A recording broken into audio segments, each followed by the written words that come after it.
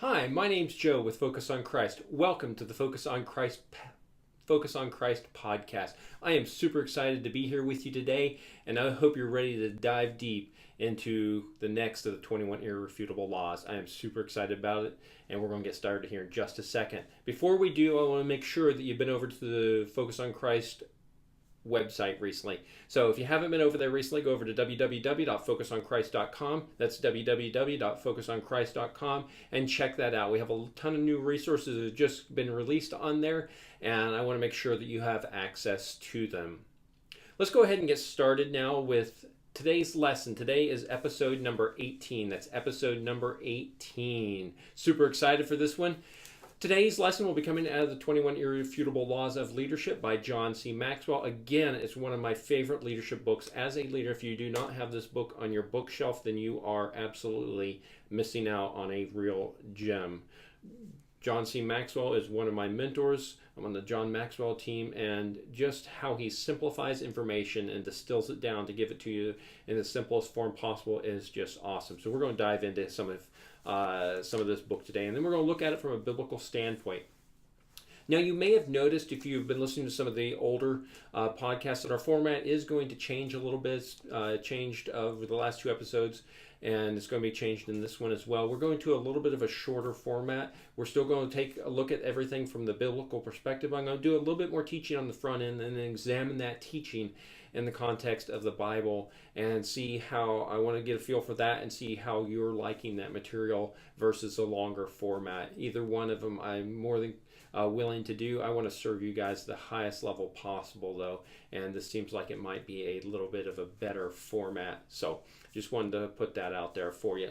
So today's law is the law of priorities, and the law of priorities is probably one of my favorite laws, although it's probably one of the harder ones to implement. I've just suffered a lot under the law of priorities under my various leadership roles over the years. And it says that leaders understand that activity is not necessarily accomplishment. Leaders understand that activity is not necessarily accomplishment. I can't tell you how many times in the past that I have spent massive amounts of energy accepting tasks and never getting anything done.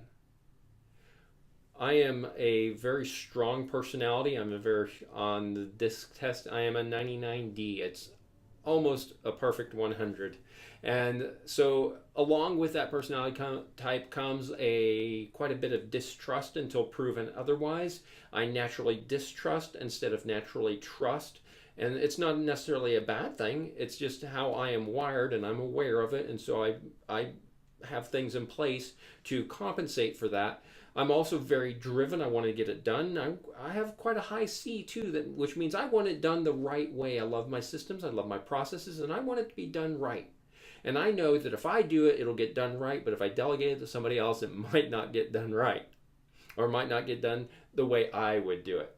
And that's come at a great leadership cost to me, because it meant that I took on way too many tasks myself, which means they did not get done, and none of them got done to the level that they could have got done if I would have delegated them and supervised. So anyway, the law of priorities is our subject today, and that's a little bit of my backstory. I'm just going through my head right now of all the times in the military where I took on tasks and didn't delegate properly, and I didn't empower my team properly, and I took too much responsibility on my shoulders. So there's a lot of lessons stirring around in my head, particularly from my military life. And even in my personal life, and now in business, it's so critical that when I get certain tasks that I delegate them to other people. Because if I don't, then I'll have a very overwhelmed as a business owner, and then I'll never actually succeed in my mission and vision that God has called me to, because I'll be stewing in the details that I could easily delegate to somebody else. So the law of priorities, the first thing you have to do is determine the validity of the need. So determine the validity of the need. What does that mean? As a leader, you're going to be approached all the time with people that have these critical tasks or these things that are really important in order to achieve mission success, or so they think. Everybody sees things through their own filters and their own law and their own lenses. As a leader, it's critical that it's important that we are able to look at that. We can look at it objectively, do the best we can to take some emotion out of the picture. You can never take emotion out of the decision-making process. It's always going to be there. I know people don't like to hear that, but that's a fact. You can never dispassionately make a decision. You will always frame everything in the framework of some sort of emotion. You try to do your best to distance yourself from it, and that's why you always try and make some decisions as a team, because you get different emotions and different ways to think about things. However, that's for a different video. So you want to determine the validity of that need, though. You need to be able to look at the request that's coming into you and say, okay, yes, this is going to move the needle, or this is not going to move the needle. This is something I need to do, or this is something I don't need to do, and make your decision from there.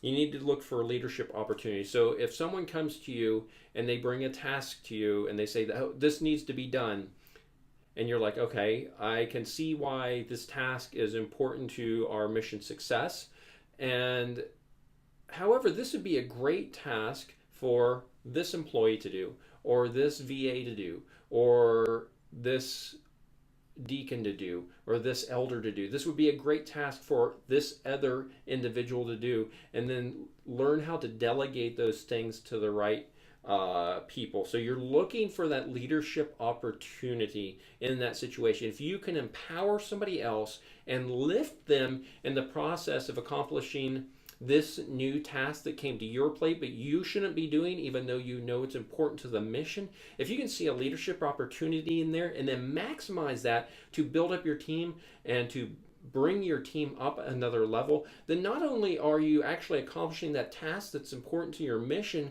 but you're mentoring, coaching, and training another leader within your organization and helping them rise up. And that's not just going to help them individually, it's going to help their whole team underneath. So you can actually lift all boats, as the saying goes, by moving tasks, critical tasks, to the right place and identifying them if they're a leadership opportunity, and then moving them to the right place. And now, not everything that comes to you is going to be a leadership opportunity. However, a lot of times you can look at things and identify the leadership opportunity in them.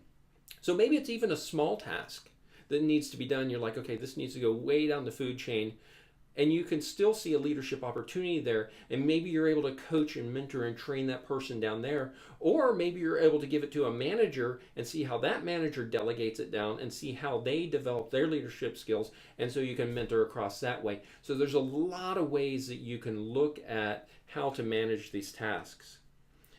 You need to, if you are going to delegate it though, you need to make sure you delegate it to the competent, not the incompetent. A critical mission essential task that is delegated to an incompetent person because they're the person that's available, or because you're too lazy to go through the process and find the competent person, you're not helping the team. You are not serving as a leader, and you're not going to lift and build the entire organization. And if there's a task and it's a mission essential task, even though it's a tiny little task and anybody can do it and it's so simple you don't need to waste your time on it, it doesn't get delegated to somebody incompetent because it is still mission critical. And so you need to be aware of that in your thought process. And you need to publicly confirm and commission the people that you're delegating to. So if you have a task that needs to be delegated to someone or someone else other than you, so it's come to you, you've determined it's critical, you've assessed the need, and you say, okay, it's got to be delegated. You're delegating it to someone. Maybe it's somebody way down the chain, or maybe it's a cross-level manager or a lower-level manager, wherever it is. When that, you need to find opportunity to publicly lift that person up so that the organization can see that you as the leader are willing to empower the team and then entrust the team to accomplish those mission critical tasks. What that does is it starts to gel your entire organization and strengthen it and raise it all up when you are willing to publicly acknowledge who it is, lift them up, and then commission them with the task in a trusting manner and in a public manner. And it's not behind closed doors. It's not an email sent in private. It doesn't always work. I get it. There's huge organizations. However, there's always a way to rope people in so that they can see your leadership in action, and that will lift the whole organization. It's not to bring glory to you. If you lift somebody properly, all that is put on them and not you. You're just doing the legwork to get them the recognition so that they can be lifted up in the eyes of their peers, their subordinates, their cross levels, their upper level management, whatever that is. As a leader, that's one of the ways that you can lift and strengthen your organization. So when we're thinking about the law of priorities, we need to think about it like this. Great passion plus great mission equals focused action. So great passion plus a clear mission equals focused action. What does focus stand for? Focus stands for and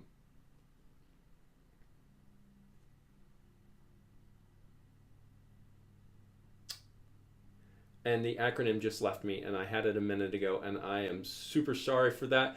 It will come to me as I go through this, and then I will spit out what focus stands for. It's an acronym. It's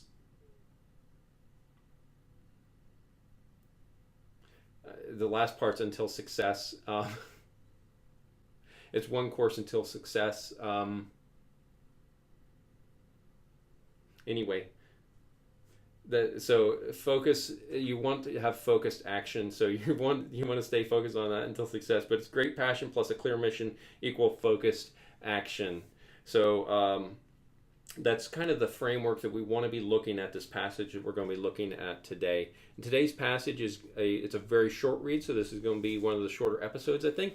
It's going to be Acts 6 verses 1 through 7. Acts 6 verses 1 through 7. And this is the story where the 7 are chosen by the apostles to serve a particular mission. It said, now in these days when the disciples were increasing in number, a complaint by the Hellenists arose against the Hebrews because their widows were being neglected in the daily distribution. Okay, so what we've done now is we have determined that there is an actual need. We've heard the need, and we're going to determine that it's an actual need. And the 12 summoned the full number of the disciples, and they said, it is not right that we should give up preaching the word to serve tables. So they have determined that the need that was brought to them by the Hellenists was a valid need. So it says that the widows were being neglected in the daily distribution. So there was some sort of distribution of food or resources or something that was being done, and the Hellenists were being neglected. So the Hellenists are the Hellenists says here this is the Greek-speaking Jews were being neglected, and then but the 12 summoned all the disciples and got together and says, we shouldn't give up the preaching. We shouldn't give up that thing that is most critical to serve at tables. So they said, yes, this is a critical task. However, this is not a task that I personally need to be doing to see the success of the organization, in this particular case, the church. It says, therefore, brothers, pick out from among you 7 men of good repute, full of spirit and wisdom, whom you shall appoint to this duty. So then it's saying, okay, let's pick out the right people for this job. Let's pick out competent people. Let's pick out a specific number of people. And they're full of spirit and wisdom, who are passionate about achieving this mission and this vision, the big call to. But we will devote ourselves to prayer and to the ministry of the word.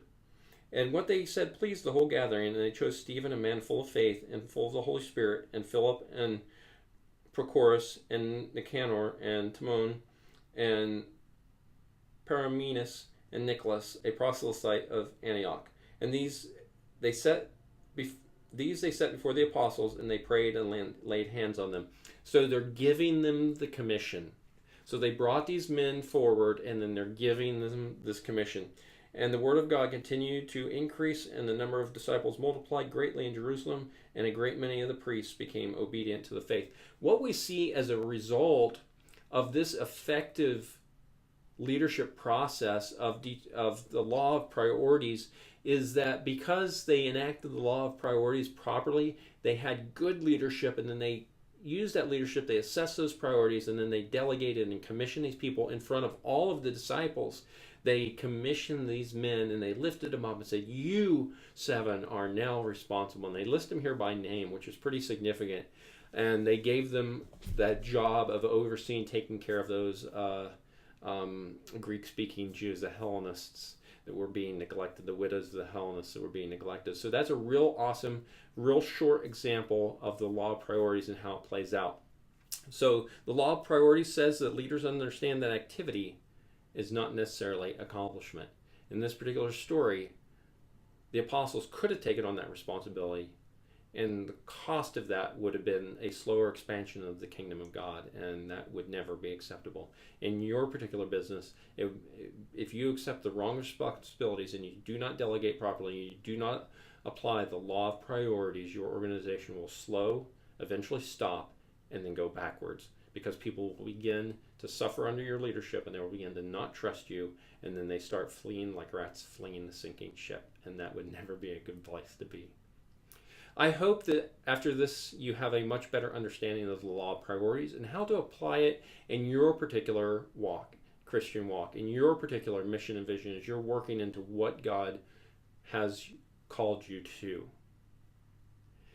Before we go, I want to make sure that you've had an opportunity to go over to focusonchrist.com. That'd be www.focusonchrist.com, www.focusonchrist.com. If you have not been over there recently, I want to encourage you to go over there as soon as you're done with this podcast. The reason is we've been updating a lot of stuff on there. I know that I've been super busy trying to get material out and get new resources out and get new videos posted, just all sorts of things coming down the line. The next couple of weeks are going to be super awesome and super busy, so I want to make sure you're dialed in to focusonchrist.com. Also, if you have not been over to our social media pages recently, our Facebook group, or our Instagram, our YouTube channel, and of course our podcast channel, then I want to encourage you to do that as well, particularly the Facebook group, because we drop a ton of information on the Facebook group. There's almost every single day of the week there's something going up on there to lift you, to inspire you, and to help you. And before I forget, I want to make sure that you have an opportunity to check out the 14-day Focus Challenge. The 14-day Focus Challenge is on our website, focusonchrist.com, and it is an awesome challenge that we've put together to help you focus. And that focus is to learn how to put Christ at the forefront of absolutely every single thing you do. Too many times in our Christian walk, we kind of just rely on it to get done. If you go on a vacation, you plan that in depth. If you buy a new car, you budget that out. You plan that in depth. If you send your kids to college, if you want to send your kids to college, you start a 529 plan when they're just infants. You plan for everything in your life. How do you plan your Christian walk? Most people don't. And so what we're trying to do here at Focus on Christ is help you, show you that there's a better way. There's a lot of planning systems out there, and none of them include Christ. We want to show you a way to put Christ at the forefront so that you can achieve your wildest dreams and the mission and vision that God has called you to. So if you haven't checked out the 14-day Focus Challenge, I want to encourage you to do that. It's going to be super awesome, and I think you're going to love it. I know that we love it, and we love putting it together for you. So, well, I am super excited. I'm glad we got to talk about the law of priorities today, and I am super excited to talk to you guys next time. Until then, God bless.